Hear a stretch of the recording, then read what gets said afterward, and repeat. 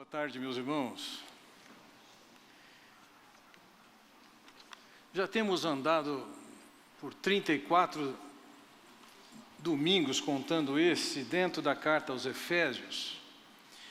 E eu quero crer que você se recorda de um tema que passa por toda a carta, desde o seu início. No início do capítulo 1, Paulo já descreve a postura amorosa de Deus conosco. No capítulo 2, então, depois de ele descrever qual é a realidade do homem sem Deus, absolutamente afastado e rebelde a Deus e cúmplice desse sistema contra Deus, nós vemos que Deus manifesta a sua bondade, seu amor, sua misericórdia, sua graça. Envia o seu Filho Jesus para nos resgatar dessa condição que nós estamos, longe de Deus, rompidos com Deus, à parte de Deus. No capítulo 3, Paulo ora para que nós estejamos arraigados e alicerçados em amor, e ele diz que nós precisamos de conhecer, e conhecer experimentalmente o amor de Deus, e isso significa não somente entender esse amor, como desfrutar desse amor e manifestar esse amor.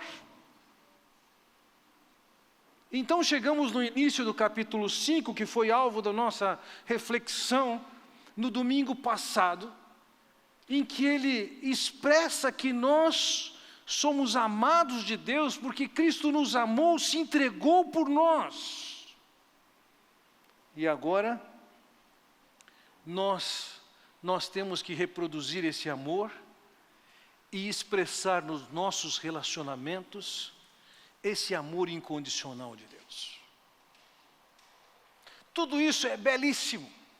E se nós adotarmos esse estilo de vida determinado por Deus e proposto por Deus, nós podemos desfrutar do melhor da vida. Entretanto, o inimigo não está satisfeito que nós tenhamos a liberdade de desfrutar do amor de Deus, e não aprecia a ideia de nós colocarmos em prática o amor de Deus no nosso dia a dia, no nosso cotidiano. Então, em contraposição a esse amor manifesto de Deus e que tem que ser manifesto por nós, a estratégia satânica é inventar um novo conceito de amor, diferente do amor que Deus propõe. Então, o que vemos na história, o que vemos nos nossos dias de uma maneira bastante intensa, é como algo que é chamado de amor está tão distorcido do que é o amor de Deus, do que é o amor que Deus quer que nós reproduzamos.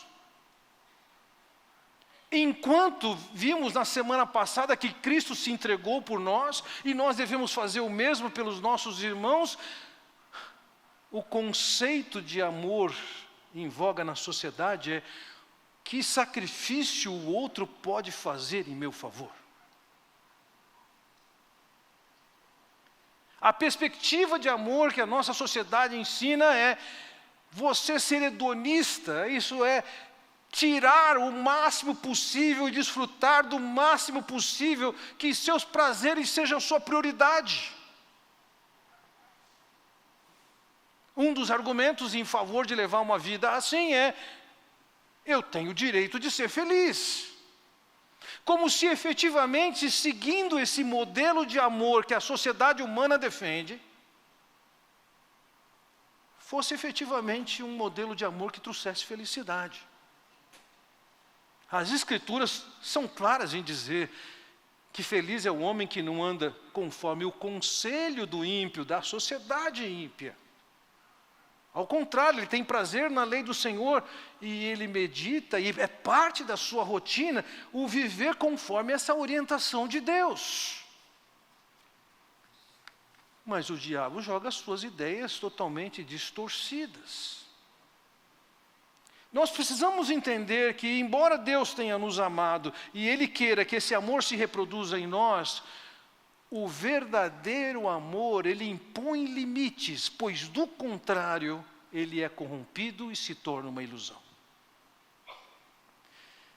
Na medida em que eu me deixo levar e influenciar pelo pensamento mundano da sociedade, sobre o que é amor, e acabo adquirindo e assimilando esses conceitos mundanos sobre a sociedade, que vêm da sociedade, nós acabamos corrompendo o que é amor e não passamos a desfrutar dele, nem tampouco manifestá-lo. Como tudo na vida, requer uma aplicação e requer uma definição de que caminho nós vamos andar. Recentemente li uma entrevista do Roger Federer, alguns consideram o melhor tenista de todos os tempos.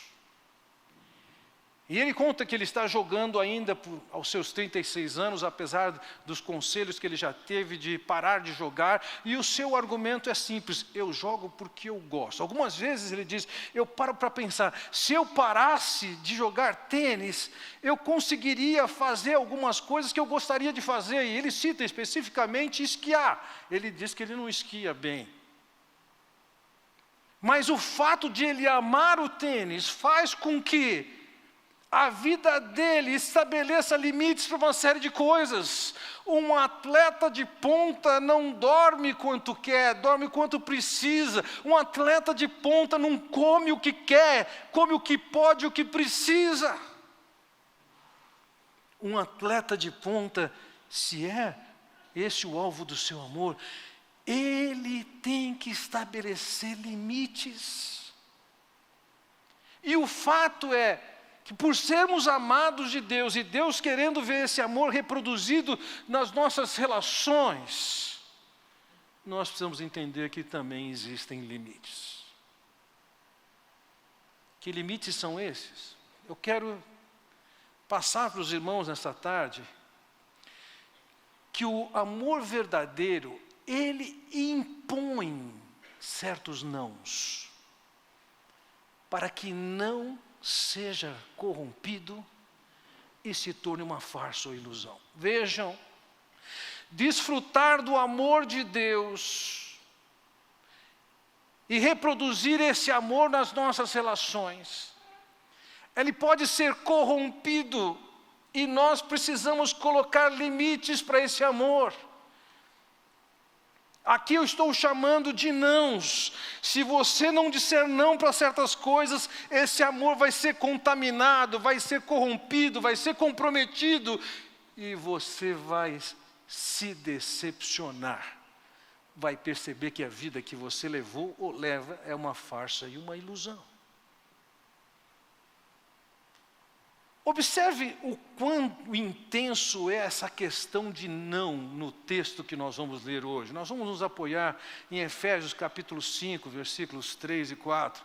E você vai perceber que esse texto, ele se coloca em contraposição à ênfase da nossa sociedade de não se dizer não. Creio que parte disso está nas nossas origens. É comum no ambiente indígena, e os indígenas compuseram de alguma maneira a nossa sociedade e o pensamento da nossa sociedade, eles evitam de qualquer maneira dizer não. O não é alguma coisa que eles não gostam de dizer, não gostam de ouvir. Nós mesmos brasileiros, de uma forma geral, comparando com outros povos, nós temos alguma dificuldade de dizer não. É aquela facilidade que ingleses e alemães têm de dizer não. A gente chega a considerar um sinal de má educação. Parece que na nossa sociedade dizer não é alguma coisa devida. E ainda com essa onda psicologizada que vem desde a década de 60, principalmente, em que você não pode dizer não para o seu filho, porque senão cria bloqueio. Antes criasse alguns. Agora veja, Eu quero ler esses 2 versículos com uma acentuação da quantidade de negativas que o apóstolo apresenta. Lembre-se disso. Nos versículos 1 e 2, ele vem falando sobre o amor de Deus e esse compartilhar do amor de Deus. E agora ele entra num campo, num ambiente em que esse amor pode ser corrompido pelo quê? E por isso ele vai dizer os seus nãos. Veja o que ele diz. Entre vocês, vai contando aí, não deve haver nem sequer menção de imoralidade sexual, nem de qualquer espécie de impureza, nem de cobiça, pois estas coisas não são próprias para os santos. Não haja obscenidade, nem conversas tolas, nem gracejos imorais que são inconvenientes, mas ao invés disso, ação de graças. Percebeu quanto não, nem? Acho que tem mais não aqui do que nos 10 mandamentos. Somente nesses 2 versículos. E eu quero tratar com vocês hoje sobre nãos que estabelecem limites para proteger a realidade do amor. E isso significa o desfrute que nós temos do amor de Deus. Isso significa a manifestação de amor que devemos ter no nosso ambiente, nas nossas relações humanas. O primeiro não, para qual eu chamo a sua atenção aqui, é o não às práticas más na conduta. E há 3 definições aqui do que nós não devemos praticar, não pode ser parte da nossa vida. Vejam lá, olha o que o texto diz no versículo 3. Entre vocês não deve haver nem sequer menção de imoralidade sexual. Entendamos isso, o nosso assunto nos versículos 3 e 4 não é sobre sexualidade. As Escrituras falam muito bem sobre sexualidade, falam que foi Deus quem criou o sexo, criou para nosso aprazimento também. Então as Escrituras não têm nenhum pensamento contra o sexo. A questão aqui é o mau uso da sexualidade, o uso da sexualidade conforme os padrões do que o mundo diz como deve ser usado. Como quem diz, amor livre. A expressão aqui, imoralidade sexual, é tradução de uma única palavra grega, a palavra porneia. Nós encontramos no nosso vocabulário em português algumas palavras que são compostas de porneia. Pornografia, pornofonia. No mundo antigo, essa palavra era escrita para descrever, por exemplo, prostituta ou prostituição. Ela era usada para descrever qualquer relacionamento sexual fora do casamento. Isso podia ser homossexualismo, isso poderia ser incesto. Então, por porneia ou imoralidade sexual, há aqui um espectro bastante grande do que ele está considerando. É bom lembrarmos o seguinte, eu algumas vezes me espanto com algumas pessoas argumentando de certa forma a favor de novos padrões no campo da moralidade sexual. Afinal de contas, nós vivemos um tempo diferente daquele. A sociedade evoluiu muito, dizem. Veja, esse tipo de colocação, ela se baseia num desconhecimento de um fato, principalmente, e numa ignorância do que Deus quer. Veja, essa carta que nós estamos estudando é a carta escrita aos Efésios, e lá na cidade de Éfeso, tinha um grande templo à deusa Diana. Era a deusa do amor, a deusa do sexo. fazia parte da rotina do culto a Diana, o relacionamento sexual. Então, no culto, tinham as sacerdotisas que eram prostitutas cultuais, que de alguma maneira participavam dessa vida imoral. Isso fazia com que a mentalidade sobre imoralidade sexual nos tempos do Novo Testamento, como por exemplo na cidade de Éfeso ou na cidade de Corinto, algo muito mais promíscuo do que os padrões dos nossos dias. Então não venha me dizer que os nossos tempos são diferentes. Não! Se eu comparar a moralidade média da nossa cidade, ela é muito mais pura do que a cidade de Éfeso. Por outro lado, eu queria lhe dizer o seguinte: em nenhum momento o apóstolo Paulo teve a proposta de se adaptar à realidade daquela sociedade.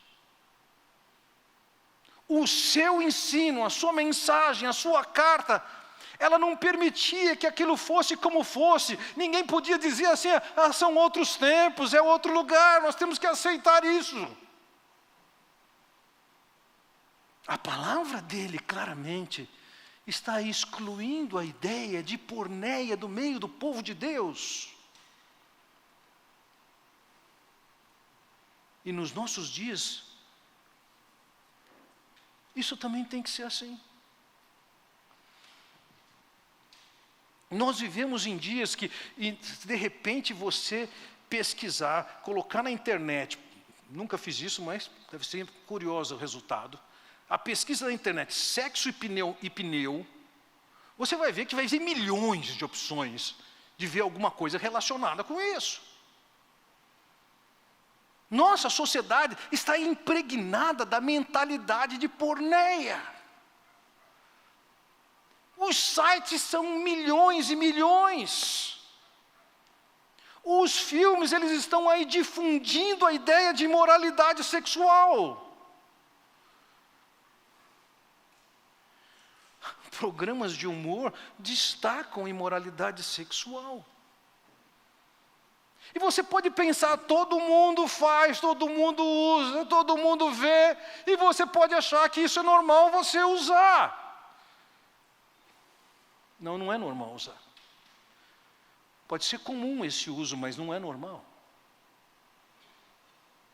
E ele continua, veja, ele diz, entre vocês não deve haver nem sequer menção de imoralidade sexual, nem de qualquer espécie de impureza. A ideia aqui de impureza, a palavra fala de contaminação, e embora ele fale de qualquer impureza, quando eu olho para o contexto dos versículos 3, 4, 5 em diante, eu entendo que impureza que ele está colocando aqui é impureza nesse ambiente de sexualidade, de impiedade. O que envolve toda e qualquer impureza que é possível. No padrão que Deus estabelece para nós, não cabe nós darmos margens para pensamentos, fantasias, imaginações no campo da imoralidade. Não cabe, na visão do povo de Deus, o uso de pornografia, apesar disso estar acessível no seu computador, no seu celular, onde for. Vejam, essa questão de imoralidade sexual, e isso não é a mesma coisa que sexualidade, imoralidade sexual não é santificado. A palavra dele diz não. Isso não pode ter na sua vida. Isso corrompe o conceito de amor, corrompe a capacidade de você desfrutar do amor. Elas não são santificadas, elas têm que ser excluídas. A seguir ele diz: entre vocês não deve haver nem sequer menção de imoralidade sexual, nem de qualquer espécie de impureza, nem de cobiça. A palavra traduzida aqui por cobiça é o oposto de moderação. É o egoísmo extremo. É alguém que vive curtindo e alimentando a fogueira dos desejos insaciáveis no campo da imoralidade sexual. A ideia é o que eu posso tirar de proveito daqui e dali, desse ou dessa. De certa forma, há uma frase de Dostoiévski que eu entendo, que ele bate nesse conceito de amor distorcido. Ele diz o seguinte: durante toda a vida eu não podia sequer conceber em meu íntimo outro amor. E cheguei a tal ponto que agora chego a pensar, por vezes, que o amor consiste justamente no direito que o objeto amado voluntariamente nos concede de exercer tirania sobre ele. Que ideia de amor! Então quem ama teria o direito de ser tirano. Aquele que é amado é somente alvo e foco de uma tirania marcada por imoralidade, impureza e cobiça.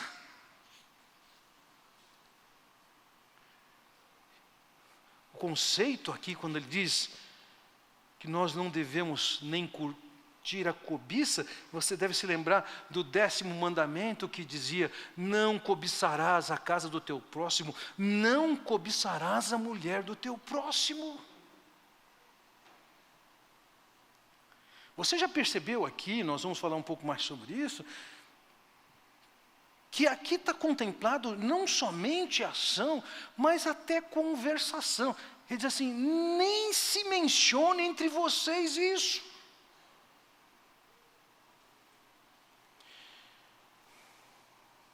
Por várias razões eu posso dizer que falar sobre esse assunto não é alguma coisa mais confortável, e nem tampouco ouvir. O silêncio de hoje se destaca. Seu silêncio talvez me faça perguntar assim: será que eu deveria falar sobre isso mesmo? Não perguntei isso não. Eu conheço o povo de Deus e conheço o que as Escrituras falam. Vejam, quando Paulo escreveu à igreja de Corinto, no capítulo 5, versículo 1, ele diz assim: por toda parte se ouve que há imoralidade entre vocês, imoralidade que não ocorre nem entre os pagãos, a ponto de alguém de vocês possuir a mulher do seu pai. Vejam, lá na igreja de Corinto tinha um camarada, era um fato conhecido, que ele estava tendo relações sexuais com a mulher do pai dele, talvez sua madrasta. Agora veja o que Paulo diz nesse texto: nem entre os pagãos, nem entre os gentios se pratica tal coisa. O que esse texto me diz é que, por sermos povo de Deus ou filhos de Deus, isso não é a garantia de que nós vamos praticar as mesmas coisas que o mundo faz, e até coisas piores que eles não fazem.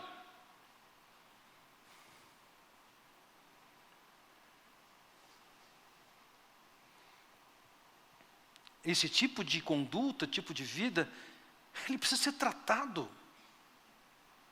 No versículo 2, Paulo diz: e vocês estão orgulhosos, não deviam, porém, estar cheios de tristeza e expulsar da comunhão aquele que fez isso. A igreja estava sendo tolerante com esse tipo de pecado, o que tem?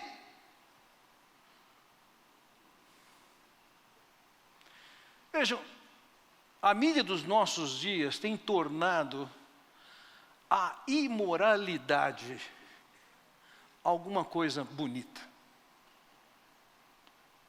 As imagens são trabalhadas. Nenhuma imagem de pornografia não é editada, é trabalhado. A luz é escolhida, a lente é escolhida. trabalhos posteriores são feitos, há som, há ambiente bonito, há música agradável. E a mídia coloca um roteiro em volta disso. E muitas vezes você está assistindo um filme em que estão diante da possibilidade de alguém ter um ato de infidelidade conjugal. E aquele clima todo leva você a torcer para dar certo. E vai dar certo.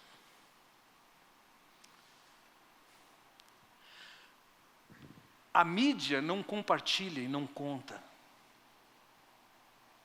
da tristeza do marido, da esposa traídos, que fizeram um pacto de amor e desejavam efetivamente alguém com quem repartir suas vidas e seu amor. A mídia não conta isso. A mídia não conta de filhos que ficam abandonados no meio dessa ruptura do casal. E da tragédia que acontece sobre a vida deles. A mídia não conta isso.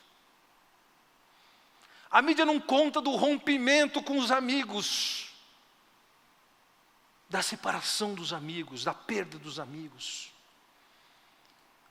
A mídia não conta dos atos de violência por conta da infidelidade. A mídia não conta o que acompanha isso, um mar de mentiras. A mídia não conta a quantidade intensa de acusações para que o outro fique se defendendo, ao invés de chegar perto da descoberta do seu próprio pecado. A mídia não conta das decepções, mas ela tem um roteiro bonito, com luz boa, com imagem boa, com um fundo musical bom. E isso é chamado de amor. Isso não é amor. Isso é distorção. Isso é corrupção. E isso tira de você o privilégio de desfrutar do amor de Deus e o privilégio de reproduzir o amor de Deus como Deus planejou e definiu.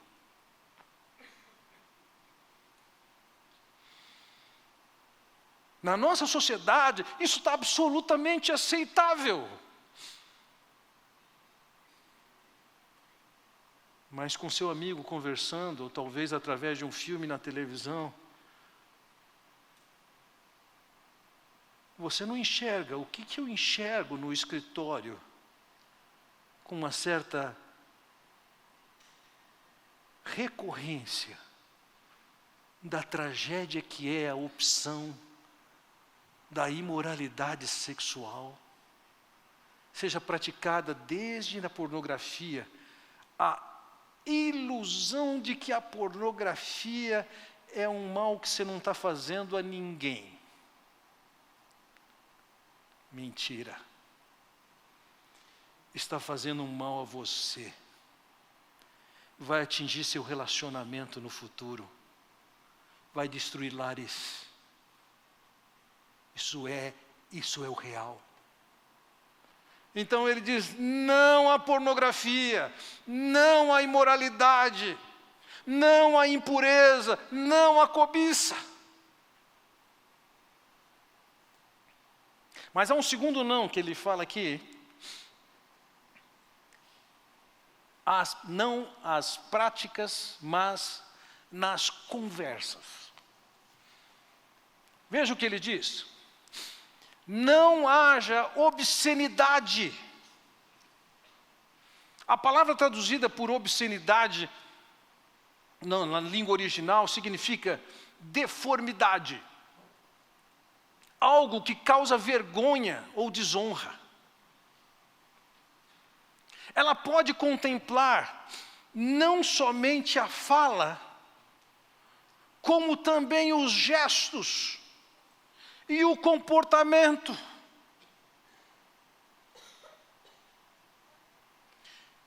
Que tipo de conversa você tem participado?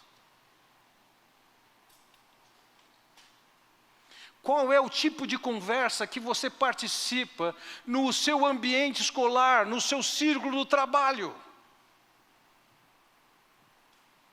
A que tipo de piada você está se sujeitando a ouvir e se divertindo e contando de volta? Que tipo de literatura você está lendo? Que tipo de filme você está assistindo? Que tipo de conversa você tem entrado? O que é que você conversa pelas redes sociais, com suas amigas, com seus amigos? Deus está sendo muito claro aqui. No ambiente do amor verdadeiro, não cabe obscenidade. E ele continua. Veja, essa palavra obscenidade aqui no versículo de Colossenses, na passagem paralela, Paulo diz: agora, porém, despojai-vos igualmente de tudo isso, ira, indignação, maldade, maledicência, linguagem obscena. Cada vez mais tem sido mais aceitável, mais presente na sociedade, o uso de palavrões. Cada vez mais é aceitável na sociedade comentários e conversas entre as pessoas que trabalham, marcadas pela impureza moral. E Deus está dizendo: vocês não. Isso faz parte da vida antes de chegar a Cristo. Uma vez que você chegou a Cristo e está desfrutando do amor de Deus, e deve reproduzir o amor de Deus com as pessoas, entenda, esse tipo de liberdade e amor não pode fazer parte da sua vida. Veja, não haja obscenidade, nem conversas tolas. Conversas tolas. A palavra aqui significa, de novo, fútil, perigosa, vazia.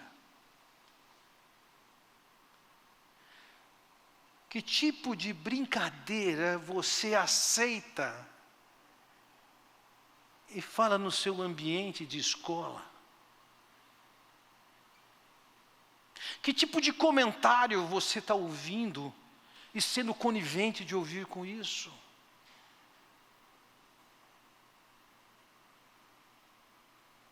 Meus irmãos, isso não ajuda no amor, não.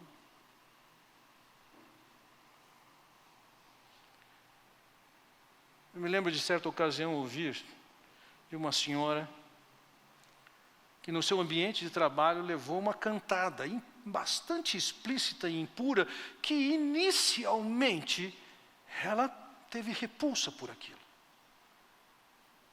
Mas depois, pensando bem, meu marido não expressa toda essa admiração, apreciação, interesse em mim. E meu colega de trabalho expressa. Por que não?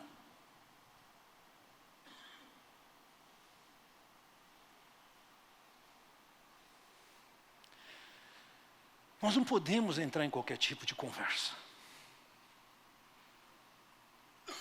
Tem conversa que você tem que sair das costas. Você não precisa, não necessariamente, confrontar o assunto. Você sabe que não é para você, estou fora. Seus amigos podem achar isso normal. Você não. Por que você não? Porque o seu Deus diz não. Chega.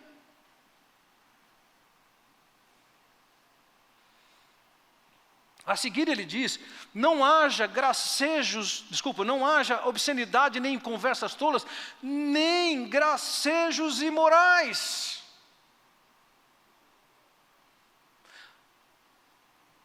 Aristóteles contemplava essa palavra que aqui foi traduzida por gracejo como palhaçada. Estamos na boca do carnaval. E várias vezes meu sogro, quando ainda era vivo, quando via esse festejo muito menor do que o carnaval de hoje, ele definia patifaria.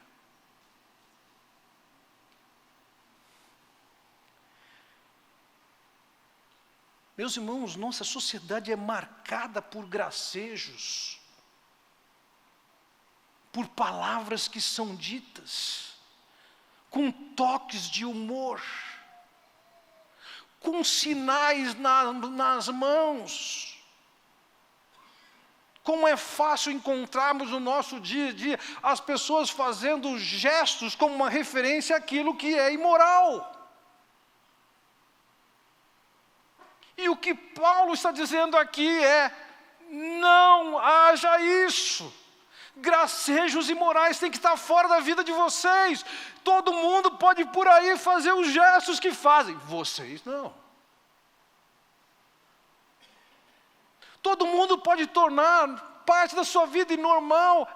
Piada suja, o que tem? Não faz mal para ninguém, faz para você em primeiro lugar. Isso está tirando de você a sua sintonia com o Senhor, a sua capacidade de desfrutar do amor dEle. E lógico, você vai passar cada vez mais longe da ideia de reproduzir o amor que Deus tem para você manifestar aos outros. Então veja na linguagem do apóstolo Paulo, na maneira como o apóstolo Paulo fala, esse tipo de material marcado por imoralidade tem que estar longe de nós. Vai assistir um filme e descobre que o conteúdo do filme tem imoralidade, sai fora. Tem uma conversa sendo proposta no ambiente do escritório, na escola ou lá nas mídias sociais, saia fora. Não existe espaço para o Filho de Deus estar se divertindo e rindo com esse material.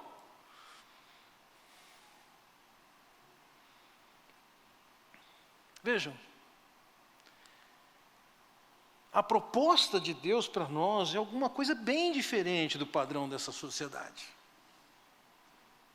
Veja o que ele diz: entre vocês não deve haver nem sequer menção de imoralidade sexual, nem de qualquer espécie de impureza, nem de cobiça, pois estas coisas não são próprias para os santos.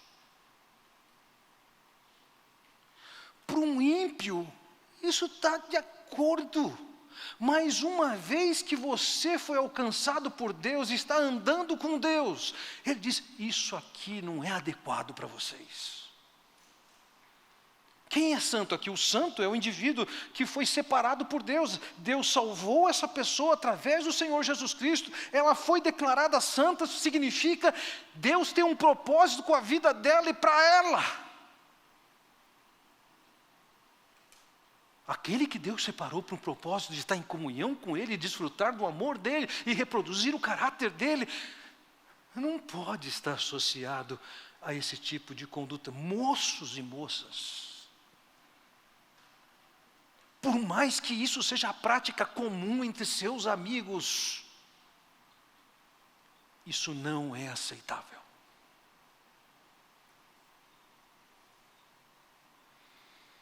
Estava lendo um artigo nessa tarde que dizia que num campo de pornografia no Brasil, não consigo nem imaginar o que seja isso, mas um novo tipo de pornografia que é pornografia com desenho animado. Gente, isso é muito louco. O consumo de pornografia com desenho animado no Brasil cresceu 1.400% em 2017.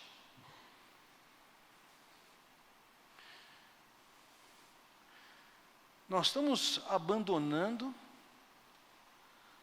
as relações amorosas entre um homem e uma mulher, e aí estão indo para a imoralidade, para a pornografia, e agora estão se satisfazendo com desenho animado. Isso é insano. Isso não é próprio para os santos. Vejam no versículo 4, então ele diz: não haja obscenidade, nem conversas tolas, nem gracejos imorais que são inconvenientes, mas ao invés disso, ação de graças. Veja, aqui ele diz, são inconvenientes. Não convém que o povo de Deus esteja se associando a esse tipo de prática, esse tipo de conversa. Esse tipo de material escrito, isso não é próprio para o povo de Deus, isso não é conveniente, isso pode não mudar muito a vida do ímpio, do perverso, de quem anda longe de Deus, mas isso afeta tremendamente a vida do povo de Deus. Povo esse que foi chamado e formado para andar com Deus, para desfrutar de Deus, para expressar esse Deus onde anda.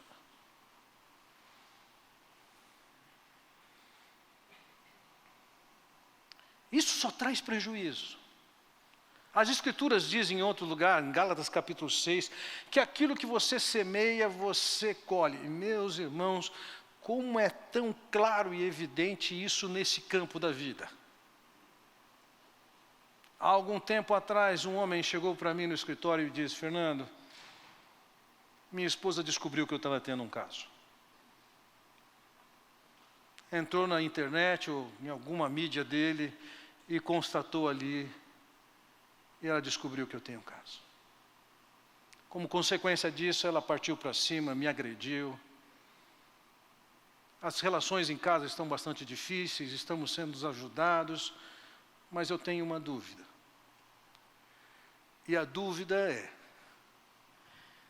além desse caso que ela descobriu, eu tenho outros casos. Como é que eu trato isso? Falei: meu irmão, você pecou contra Deus e contra a sua esposa, a mulher com quem você firmou um pacto diante de Deus. Enquanto você encobrir isso, sua vida não vai para frente. Você tem que voltar para ela e contar o que você fez. Acho que ele demorou uns 2 meses para ter coragem e voltou para sua esposa e contou para ela o que ele tinha feito. E ela então disse para ele: eu também.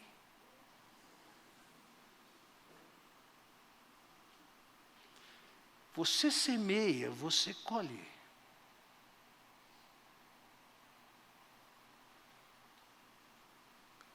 Eu não estou dizendo que casos de infidelidade de alguém devem ser tratados com a retribuição do mesmo tipo de pecado. Não há nenhum tipo de vantagem nisso.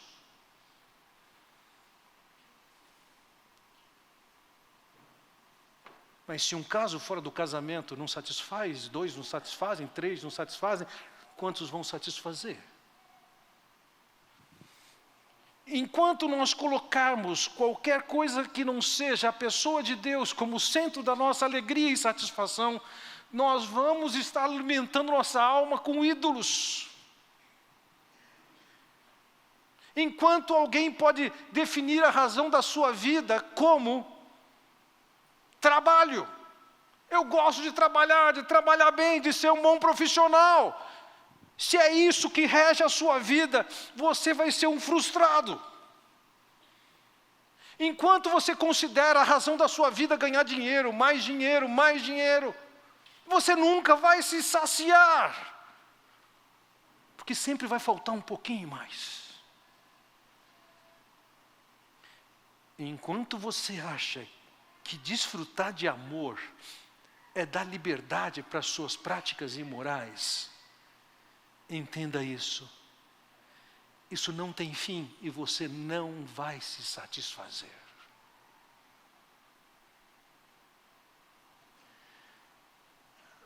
E lá na frente vai cobrar os resultados.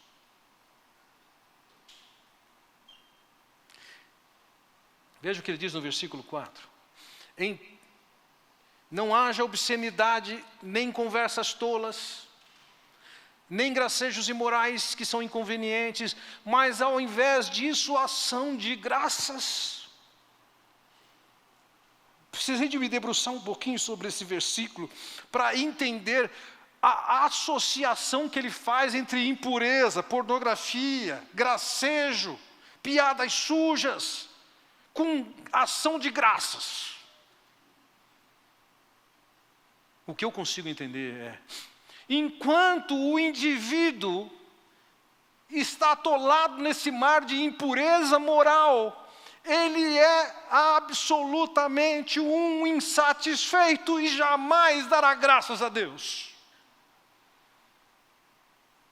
Mas enquanto ele sujeita as suas conversas ao crivo de Deus, suas escolhas do que assistir na internet ao crivo de Deus, enquanto ele define que ele vai viver em obediência a esse Deus e não regido pela imoralidade sexual, enquanto Deus está no seu lugar de Deus, sentado no trono da sua vida, a característica dessa pessoa é que ela encontra efetivamente a felicidade, o verdadeiro amor. E essa pessoa, então, pode levar a vida agradecendo a Deus, satisfeita com o que Deus lhe concedeu.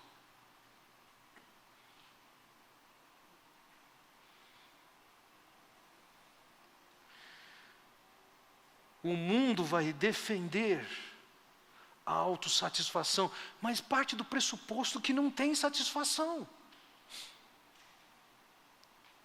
Veja, a orientação que Deus dá para o povo dele é: em tudo dai graças. E isso é diferente do que o mundo pratica. Em Romanos capítulo 1, Paulo diz: porque tendo conhecido a Deus, está falando dos ímpios aqui, não o glorificaram como Deus, nem lhe renderam graças. Isso é uma característica da impiedade, uma vida sem gratidão a Deus. A característica da vida com Deus é desfrutar de Deus, andar em sintonia com a sua orientação, com a sua ordem, desfrutar do seu amor. E a consequência disso é um espírito grato. Há uma alternativa cristã a isso, que tem sido ensinado e pregado na sociedade. Michel Foucault disse o seguinte: o mais intolerável e pesado legado do cristianismo é tomar sexo como pecado. Agora, não tenho dúvida, há cristãos, ou houve cristãos, que consideraram sexo como pecado. E se a sua frase estivesse se referindo somente a esses que consideram sexo como pecado, seria um legado péssimo que o cristianismo teria deixado. Sexo não é pecado.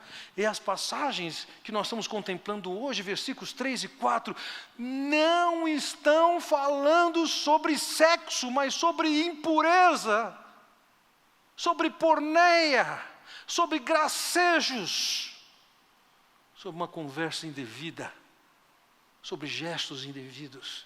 Isso não é a mesma coisa que sexo. Isso é sexo, isso é amor corrompidos. E embora a nossa sociedade aplauda isso, elogie isso, pague por isso, isso aqui não é sexo. O sexo que Deus criou é muito melhor do que isso. Meus irmãos, minhas irmãs, é crescente o número daqueles que têm sido escravizados pela impureza, pela imoralidade. Não se iludam. Talvez você possa sair desse buraco que você entrou sozinho. Talvez você precise de ajuda de um irmão, no caso se você for um homem, ou de uma irmã, se você for uma mulher, maduros na fé que possam orientar você.